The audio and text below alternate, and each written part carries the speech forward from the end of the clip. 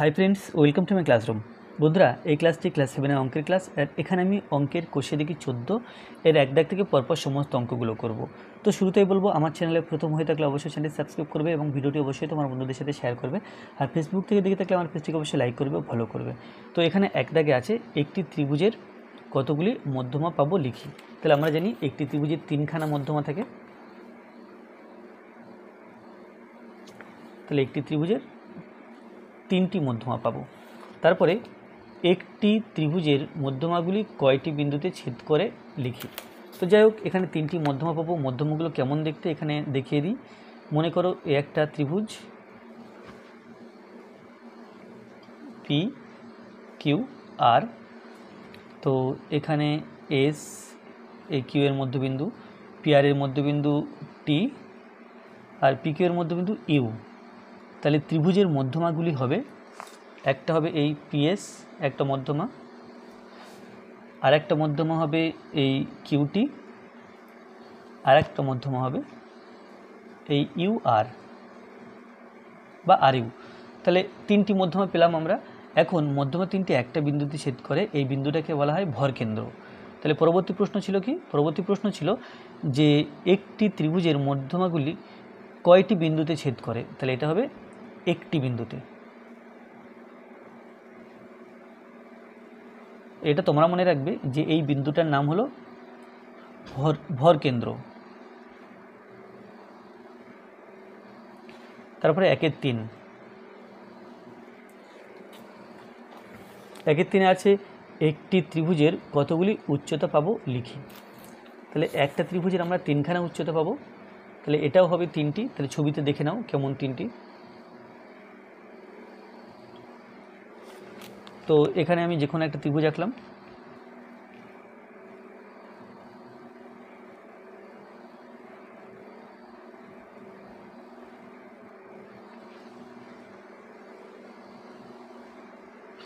X Y Z একটা ত্রিভুজ এঁকেছি।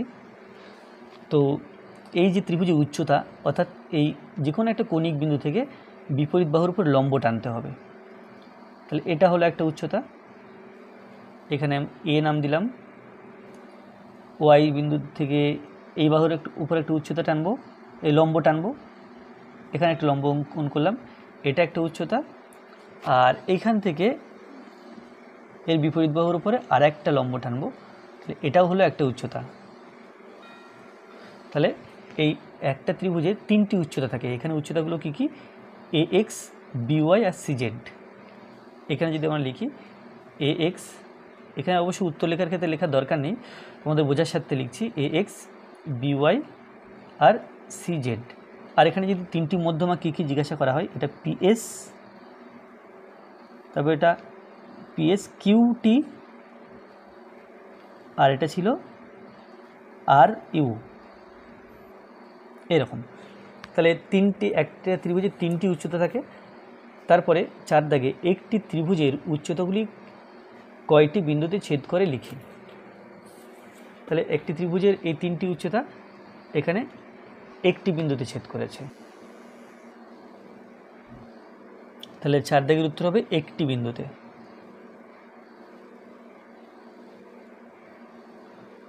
আর তোমরা জেনে নাও যে এই যে বিন্দুটা আছে, এই বিন্দুটাকে বলা হয় লম্ব বিন্দু। লম্ব বিন্দু।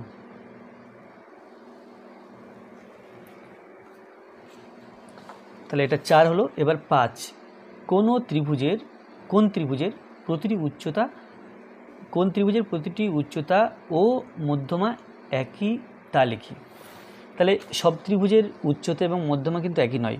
যেমন এই ত্রিভুজটা দেখো, এর আমরা উচ্চতাগুলো দেখতে পাচ্ছি। এবার যদি এর মধ্যমা টানতে বলা হতো, তাহলে কিন্তু এই উচ্চতা এবং মধ্যমা একই হতো না। যেমন এই ত্রিভুজটা যদি মধ্যমা আমরা আঁকি, ওয়াই জেড এর মধ্যবিন্দু এটা, তাহলে এর মধ্যমা হবে এটা মধ্যমা। তাহলে এই উচ্চতা এবং মধ্যমা কিন্তু পাল্টে গেল। আচ্ছা, তারপরে এক্স জেড এর মধ্যবিন্দু এখানে আছে, তাহলে এর মধ্যমা এখানে।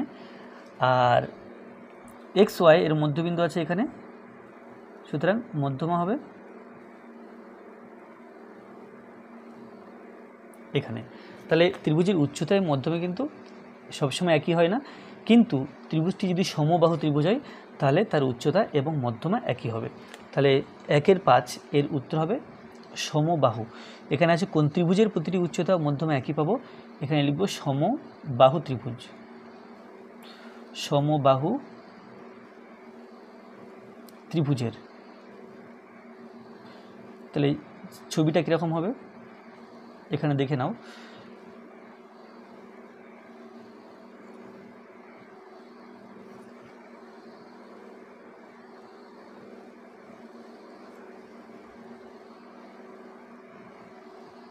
এর এর মধ্যবিন্দু এটা, তাহলে এটা হলো এর মধ্যমা এবং উচ্চতা, এর মধ্যবিন্দু এটা হলো এর মধ্যমা এবং উচ্চতা, আর এর মধ্যবিন্দু এটা হলো এর মধ্যমা এবং উচ্চতা। তাহলে কি হলো, তাহলে সমবাহু ত্রিভুজের মধ্যমা এবং উচ্চতাগুলো সব একই হয়। এরপরে 2 দাগে বলা আছে কোন ভেদে ও বাহু ভেদে ত্রিভুজ আঁকি ও তাদের মধ্যমা এঁকে দেখি ত্রিভুজের মধ্যমা সর্বদা ত্রিভুজের ভিতরে থাকে কিনা স্কেল ও পেন্সিল কম্পাসের সাহায্য নিই। তাহলে বাহু ভেদে এবং কোন ভেদে ত্রিভুজগুলো আঁকতে হবে এবং তাদের মধ্যমা আঁকতে হবে। তাহলে প্রথমে বাহু ভেদে ত্রিভুজ, তাহলে বাহু ভেদে আমরা জানি যে সমবাহু, বিষমবাহু আর সমদ্বিবাহু।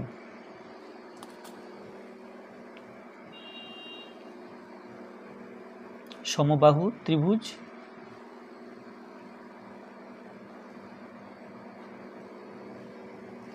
দুই বিষমবাহু ত্রিভুজ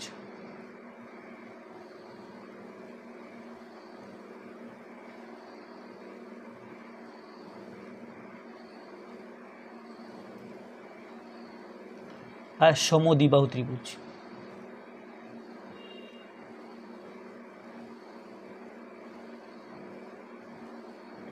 তাহলে এই 3 প্রকার ত্রিভুজ আঁকবো এবং তাদের মধ্যমাগুলো আঁকবো। প্রথম আঁকবো সমবাহু ত্রিভুজ।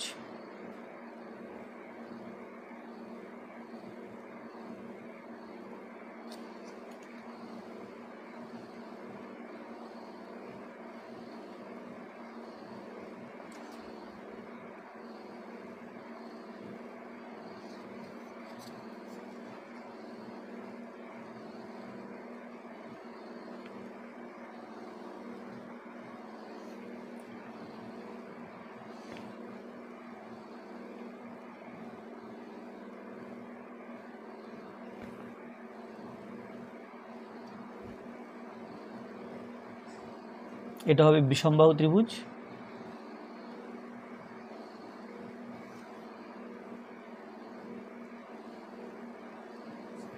আর সমদ্বিবাহু ত্রিভুজ আঁকতে হবে।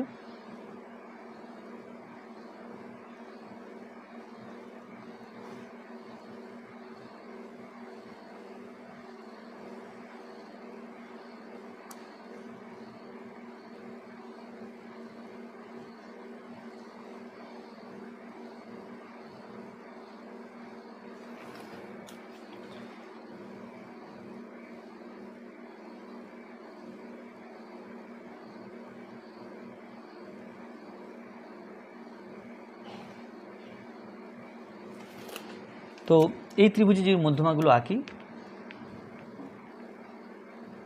আগে এঁকেছি, তো ঠিক একই রকমের হবে।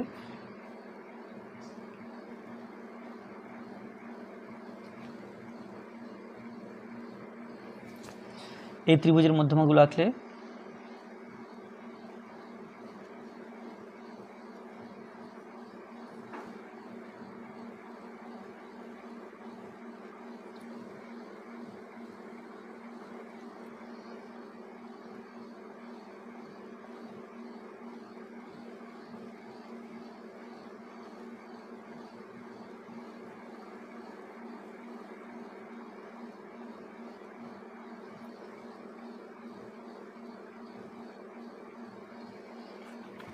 তাহলে এক্ষেত্রে কী আছে, সব ক্ষেত্রে মধ্যমাগুলো ত্রিভুজের মধ্যে অবস্থিত। তাহলে এটা ত্রিভুজ নাম্বার 1, এটা 2, এটা 3।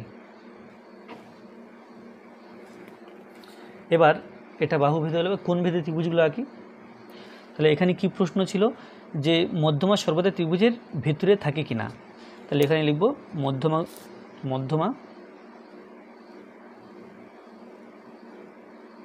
গুলি ত্রিভুজের ভেতরে আছে।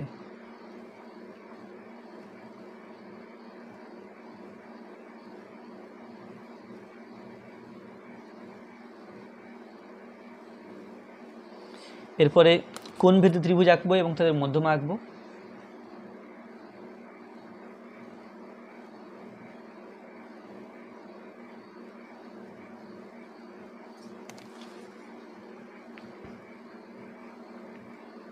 প্রথমে সূক্ষ্মকোণী ত্রিভুজ,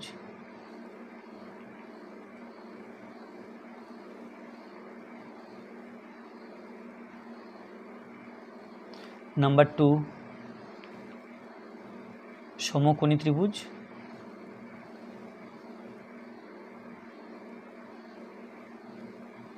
আর নাম্বার 3 স্থূলকোণী ত্রিভুজ।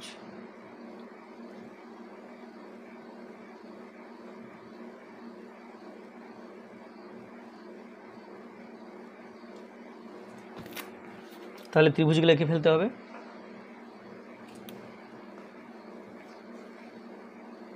প্রথমে আঁকবো সূক্ষ্মকোণী ত্রিভুজ। এই উপরে যে কটা ত্রিভুজ আঁকা হয়েছে প্রত্যেকটা ত্রিভুজও কিন্তু সূক্ষ্মকোণী ত্রিভুজ, কারণ ত্রিভুজ ওই যে ত্রিভুজগুলো আঁকা হয়েছে উপরে প্রত্যেকটা ত্রিভুজের প্রত্যেকটা কোণ কিন্তু সূক্ষ্মকোণ। তাহলে এটা হবে সূক্ষ্মকোণী ত্রিভুজ।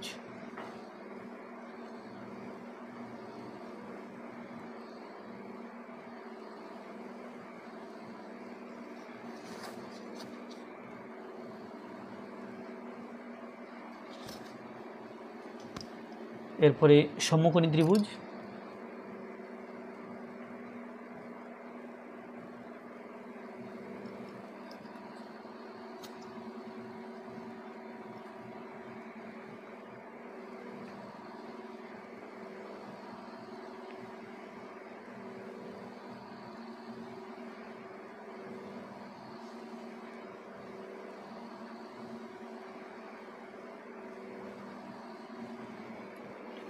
আর স্থূলকোণী ত্রিভুজ।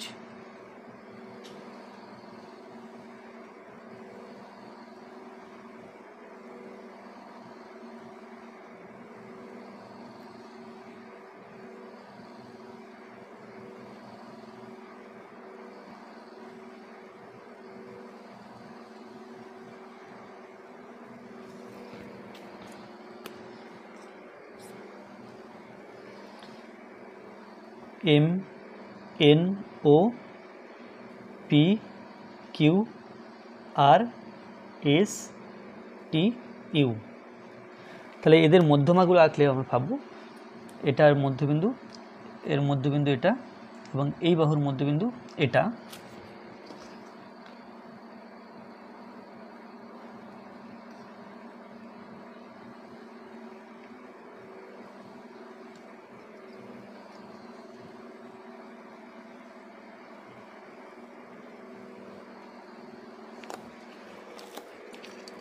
এই ত্রিভুজের ক্ষেত্রে এর মধ্যবিন্দু এই বাহুর ত্রিভুজের মধ্যবিন্দু এটা, আর এই বাহুর মধ্যবিন্দু এটা।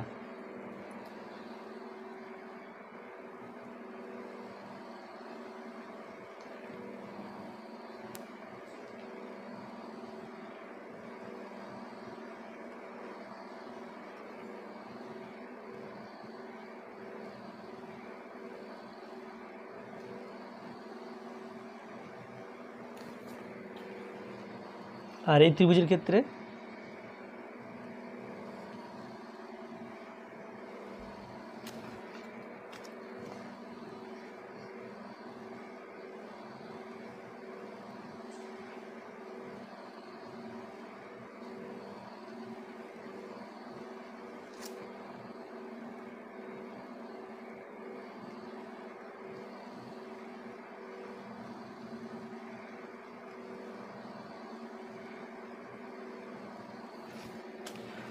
তাহলে এখানেও দেখতে পাচ্ছি যে তিনটি মধ্যমা সবই ত্রিভুজের মধ্যে অবস্থিত। মধ্যমাগুলি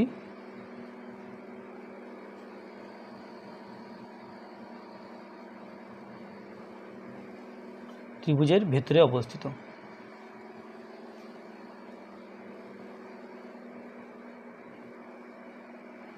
তাহলে এটা হয়ে গেল, এটা ছিল 2-এর দাগ। তাহলে এটা বাহুভেদে ত্রিভুজের ক্ষেত্রে, আর এগুলো হচ্ছে কোণভেদে ত্রিভুজের ক্ষেত্রে। নিচের প্রতিটি ত্রিভুজের উচ্চতা মাপি, স্কেল ও পেন্সিল কম্পাসের সাহায্য নিই। তাহলে এই যে 3খানা ত্রিভুজ দেওয়া আছে, ত্রিভুজের উচ্চতা মাপতে হবে। তাহলে এখানে যেহেতু কিছু মেনশান করা নেই, তাহলে আমরা শুধু এই উচ্চতাটাই মাপব, উপর নিচে যে উচ্চতা, এই উচ্চতাটা মাপব। তো প্রথম যদি এই ত্রিভুজের উচ্চতা মাপি, ABC ত্রিভুজ, তাহলে কী করতে হবে, এই বিন্দু থেকে এই BC বাহুর উপরে একটা লম্ব টানতে হবে।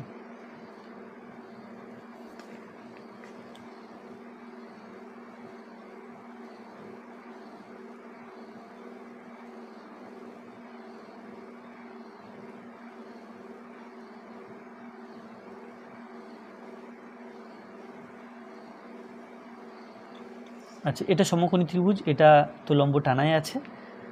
আর এইখান থেকে এই উচ্চতা বের করতে হলে এখান থেকে তো এই বাহুর উপর লম্ব টানা যাবে না, তো এই বাহুটাকে বাড়িয়ে দিয়ে তবে লম্ব টানতে হবে।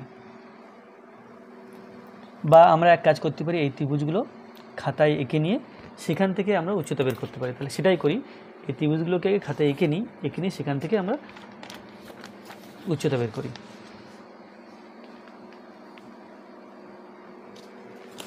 তাহলে প্রথম যে ABC ত্রিভুজ দেওয়া আছে, ABC ত্রিভুজটা খাতায় এঁকে নিতে হবে। তাহলে ত্রিভুজটা আঁকার জন্য এখানে প্রথমে দেখে নেব যে কত ভূমি কত আছে। এই মাপ আছে, তাহলে মোটামুটি এখানে যে কোনো মাপের একটা বাহু নিয়ে তার থেকে জাস্ট এই মাপের একটা কেটে নিলাম, নাম দিলাম BC। তারপরে এই A থেকে B পর্যন্ত বাহুটা নিয়ে, মানে এই ত্রিভুজটা খাতায় আঁকছি, এখান থেকে এখানে একটা বৃত্তচাপ আঁকবো, আর A থেকে C পর্যন্ত মাপ নিয়ে এখান থেকে এখানে একটা বৃত্তচাপ আঁকবো। তাহলে আঁকা হয়ে গেল। এরপরে এর নাম দিলাম A।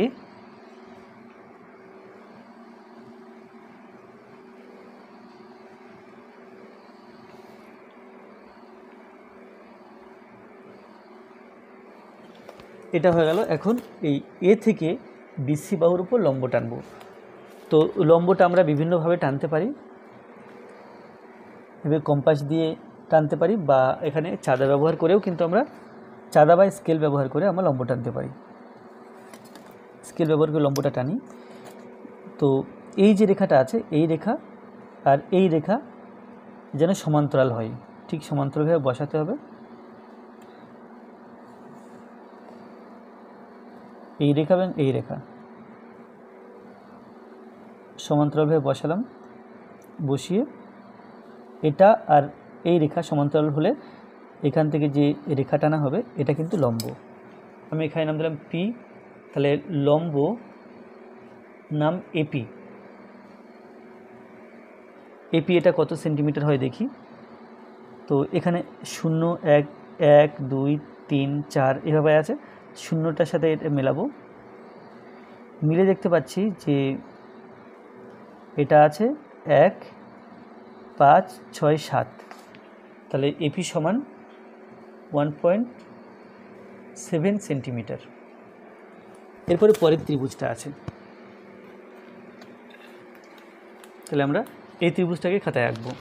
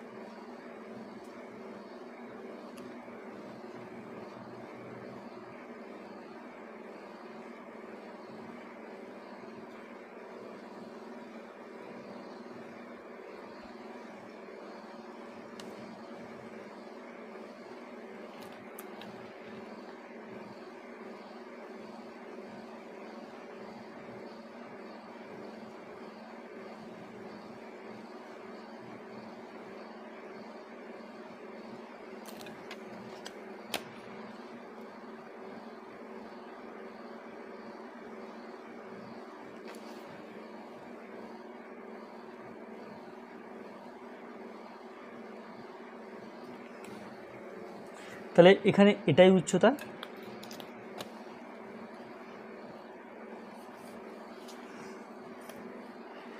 এখানে উচ্চতা, এটা শূন্যর সাথে মিলিয়ে এটা দেখলাম 2, এটা 2 সেন্টিমিটার। তাহলে এখানে উচ্চতা ডিই সমান 2 সেন্টিমিটার। এরপরে এটা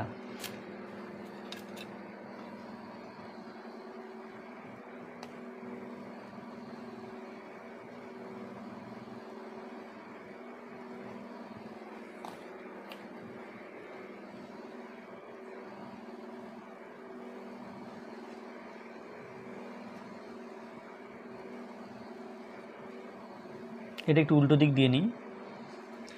তাহলে কিউ ই, এখানে কিউ, এখানে ই, তারপরে পি থেকে কিউ পর্যন্ত মাপ নিয়ে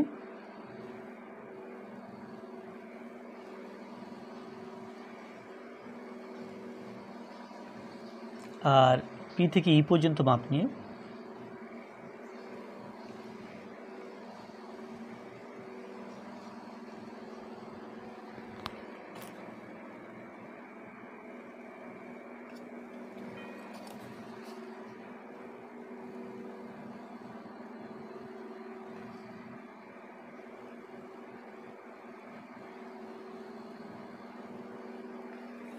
তাহলে এই ত্রিভুজের উচ্চতা টানতে গেলে এটা কিন্তু আর ত্রিভুজের মধ্যে থাকবে না। তো সেই জন্য এই রেখার সমান্তরাল করে এখানে এই যে রেখাগুলো টানা আছে যে কোনো একটা রেখাও সমান্তরাল করে বসালে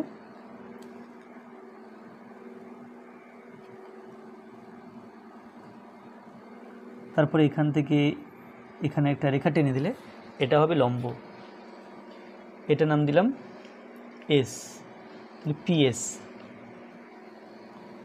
লম্ব পিএস সমান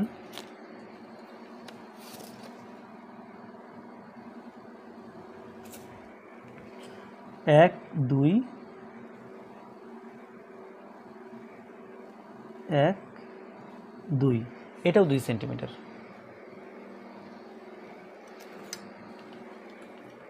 আচ্ছা, তাহলে এটা হয়ে গেল। এরপরে 4 দাগ, কোন ভেদে ত্রিভুজ আঁকি, ত্রিভুজের প্রতিটি উচ্চতা সর্বদাই ত্রিভুজের ভিতরে থাকবে কি না দেখি, স্কেল ও পেন্সিল কম্পাসের সাহায্য নিই। তাহলে এখানে কোন ভেদে ত্রিভুজ আঁকতে হবে এবং যে উচ্চতাগুলো আছে সব ত্রিভুজের মধ্যে আছে কিনা সেটা দেখতে হবে।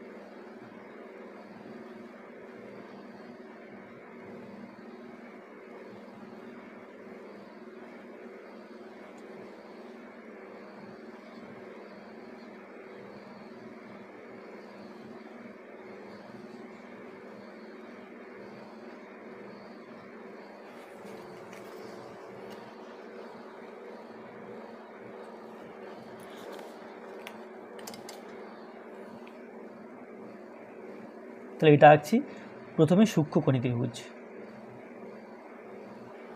তাহলে যে ত্রিভুজের প্রত্যেকটা কোণ সূক্ষ্মকোণ অর্থাৎ 90 ডিগ্রি অপেক্ষা ছোট তাকে বলা হয় সূক্ষ্মকোণী ত্রিভুজ।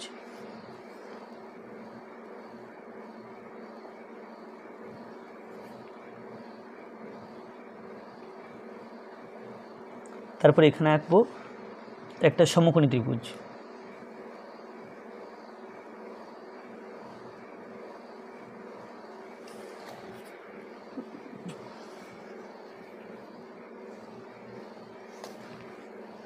তো এখানে একটা 90 ডিগ্রি কোণ এঁকেই দিই, তাহলে সমকোণী ত্রিভুজটা সঠিকভাবে হবে। এখানে যে কোনো মাপ নিলাম কম্পাসের,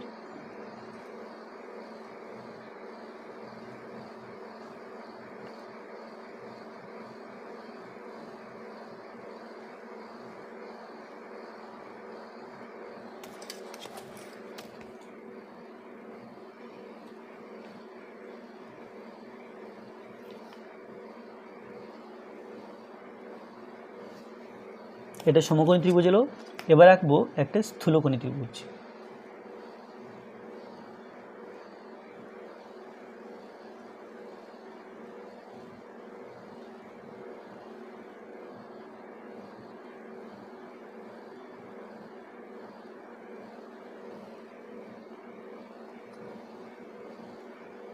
নব্বই ডিগ্রি অপেক্ষা বড় কোণ আঁকলাম এখানে। একে যে ত্রিভুজটা তৈরি হলো এটা হলো স্থূলকোণী ত্রিভুজ।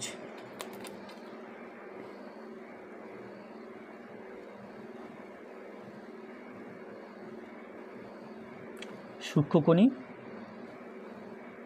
সমকোণী, আর এটা হলো স্থূলকোণী।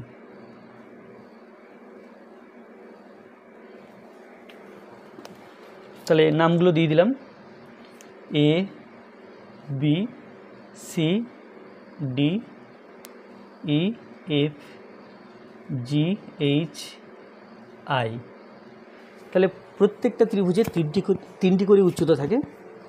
তো প্রথম এবিসি ত্রিভুজ, এর তিনটি উচ্চতা। প্রথমে এ বিন্দু থেকে বিপরীত বাহুর উপর লম্ব টানতে হবে, তাহলে সেটা হবে তার উচ্চতা। লম্ব টানার সহজ পদ্ধতি বলে দিয়েছি, যে এই রেখার সাথে এই যে রেখাটা আছে সমান্তরাল করে বসালে যে সরলরেখা টানবো সেটা কিন্তু এর লম্বই হবে। তাহলে এটা হলো একটা উচ্চতা। ঠিক একই রকমভাবে বিবিন্দু থেকে এসি বাহুর উপর উচ্চতা, এই লম্ব এটার সাথে মেলাচ্ছি।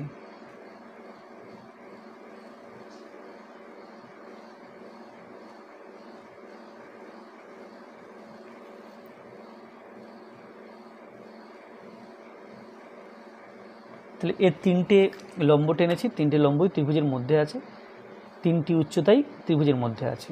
একটা উচ্চতা, তাহলে উচ্চতাগুলো কি কি? উচ্চতাগুলো হলো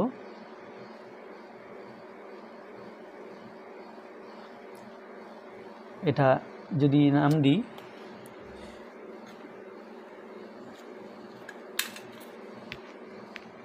পি কিউ আর, তাহলে উচ্চতা হবে AP BQ CR. AP BQ আর সিআর, এটা উচ্চতা। এবার এই ত্রিভুজটা আসি, ডিইএফ। এর প্রথমে ডি বিন্দু থেকে ইএফ বাহুর উপর যদি লম্ব টানি সেটা কিন্তু এই ডি সরলরেখাটাই হবে, কারণ এটা লম্বভাবে আছে, যেহেতু এটা সমকোণী ত্রিভুজ, তাহলে এটা লম্ব টানতে হচ্ছে না। এবার ই বিন্দু থেকে আমরা ডিএফ বাহুর উপর লম্ব টানতে পারি।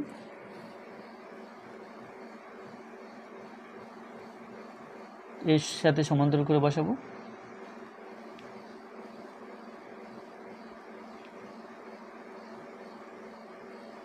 আর এফ বিন্দু থেকে আমরা ডিই বাহুর উপর লম্ব টানতে পারবো না, কেন কি অলরেডি একটা লম্ব টানায় আছে, তাহলে একটাই লম্ব হয়। তাহলে এই যে সমকোণী ত্রিভুজটা আছে এর উচ্চতাগুলো কী কী দেখে নিই। তো এখানে যেখানে ছেদ করলো ডিইএফ, এটা এস নাম দিলাম। তাহলে এখানকার যে উচ্চতাগুলো,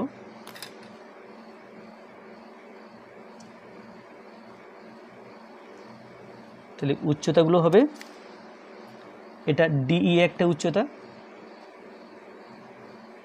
তারপরে এটা একটা উচ্চতা হলো ডি বিন্দু থেকে ই বিন্দু থেকে ইএস, আর এফ বিন্দু থেকে এফ ই অর্থাৎ ইএফ। তাহলে এই তিনটি উচ্চতা পেলাম।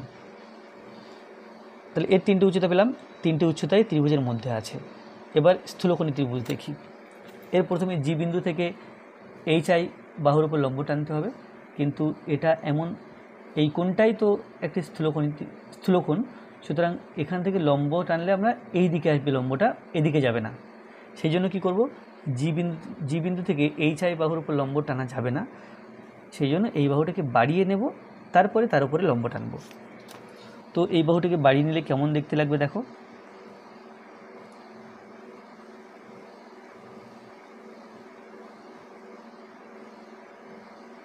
বাহুটাকে বাড়িয়ে নিয়েছি। এখন জি বিন্দু থেকে এই বর্ধিত এইচ আই অর্থাৎ যেটা বাড়ানো হয়েছে এইচ আই, সেই বাড়ানো অংশের উপরে আমরা কিন্তু লম্ব টানতেই পারি।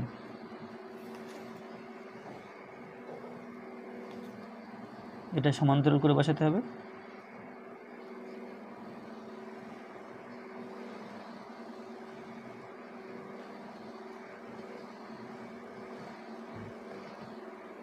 এটা হলো জি। এইচ বিন্দু থেকে জিআই এর উপরে লম্ব টানা যাবে, এটা সমান্তরাল করে রাখছি। জি থেকে হলো এই আই বিন্দু থেকে জিএইচ এর উপর লম্ব টানতে হবে। তা আই বিন্দু থেকে জিএইচ এর উপরে লম্ব টানা যাবে না, একে বাড়িয়ে নিয়ে তার উপরে লম্ব টানতে হবে।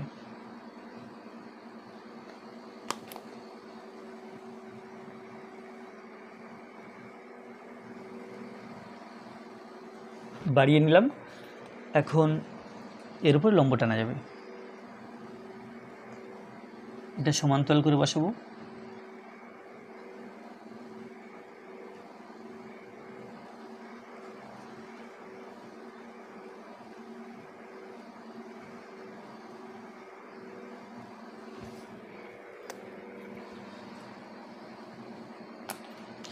এটা জি এম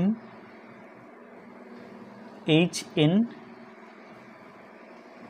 আই ও। তাহলে এখানে যে উচ্চতা 3টি আমি পেলাম, এইখানে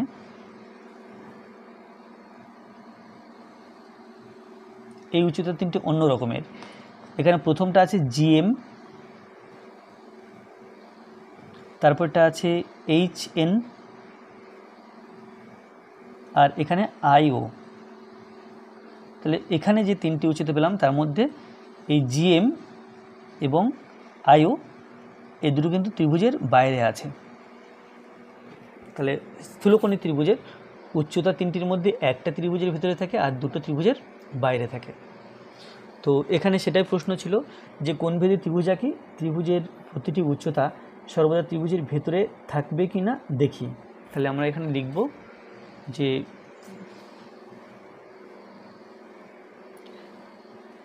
সূক্ষ্মকোণী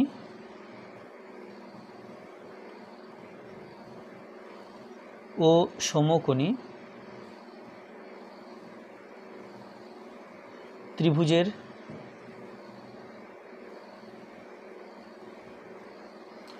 উচ্চতাগুলি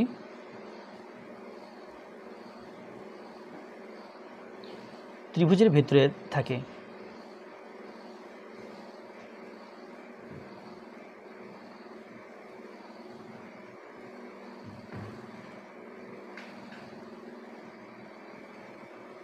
কিন্তু স্থূলকোণী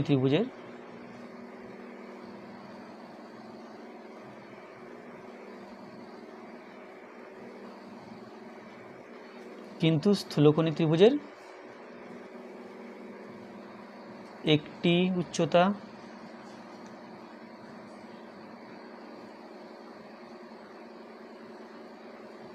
ত্রিভুজের ভেতরে থাকে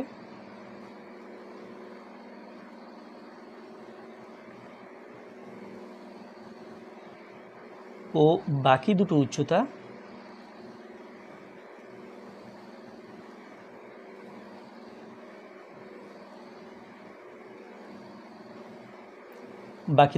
ত্রিভুজের বাইরে থাকে।